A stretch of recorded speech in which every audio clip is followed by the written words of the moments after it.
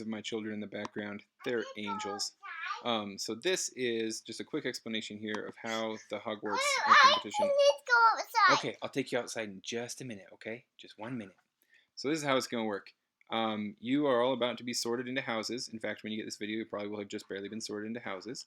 So you will have one of these houses will appear in your channels. They're all going to be closed channels, so Gryffindors can talk to Gryffindors and Hufflepuffs to Hufflepuffs, but nobody can talk to each other. At least, I mean, you can still talk to each other. Of course, this isn't segregation here. It's just going to be, you'll have your own house chat. So what will happen is I'm going to use the house heads chat here as an example, but you'll see it in your Ravenclaw chat or your Slytherin chat or whatever you have. Sorry, my baby's touching the screen. Wait just a minute, princess. So here's what's going to happen. Your head of house will post something like this, more or less, at the end of the day. They'll put something like, let's say it's Danny. He's head of Hufflepuff. So Danny's going to hop into the Hufflepuff channel. He's going to say something like, Hufflepuff, check in. And then he'll put the date, which like today is the 7th. So if it was today, he'd put 6/07 or June 7th or something like that. So he posts that there. That's posted. So then you can come, everybody in the house, everybody in Hufflepuff will come to this reply, and this is the desktop, sorry, it's not the mobile version, but it's pretty similar. You're going to reply to his post, right? It's going to create a thread, and you'll be able to reply how many points you got for that day. More on that in just a second. My head. Yes, Mary, just 1 minute. So let's say I see that, and I go, all right, I got 24 points today. Post it. And then somebody else sees it and goes, oh, well, I got 55 points today. So they post it, etc., etc. Everybody posts how many points they got for that day. So then it's easy for the head of house to then go back in and either at the end of the week or every day or every other day go through, and they just have to tally up how many points everybody got. They hop over here to the house. Let's say, and this isn't finalized, so don't get upset if this isn't the way the houses end up. I'm just working on it right now. But let's say Danny saw that Swan had got 55 points on this day, and Boyd had got 67 points on that day, and everybody else that's in that house. Then on this day, he does another check-in post. They reply again. We got 100 points for Swan and 47 points for Boyd. Then we got, on the next day, we got 25 points for Swan. And then maybe Boyd did one of the bonus challenges, which those will come up now and again. So let's say he got like 220 points, etc., etc.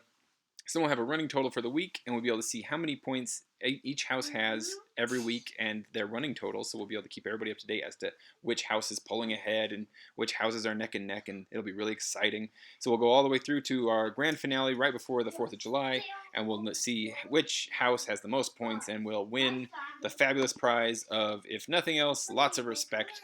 We'll see if we can convince Susan to bake something delicious or something like that. It's going to be just great. So that's how the reporting works. So it's important that everybody keep an eye out and that they reply to the daily check-in with how many points they got. Now, how do you get the points? Well, I'll send you an email and make a post on Slack that explains it, but it's really simple.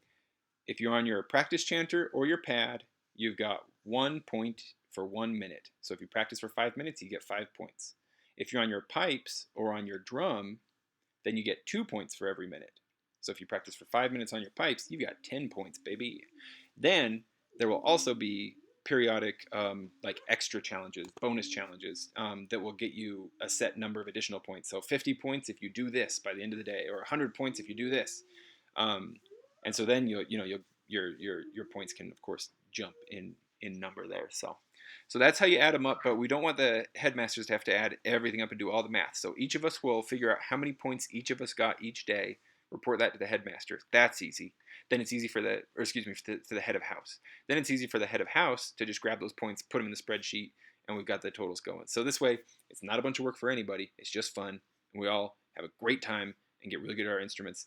Send me a message if there are any questions after you've got the email and this video and everything else, and we will just love this so much, and we're all going to grow closer as a pipe band family as a result, and we're never going to do anything else in our lives that will be quite as special as this experience that we're about to have with this Hogwarts challenge.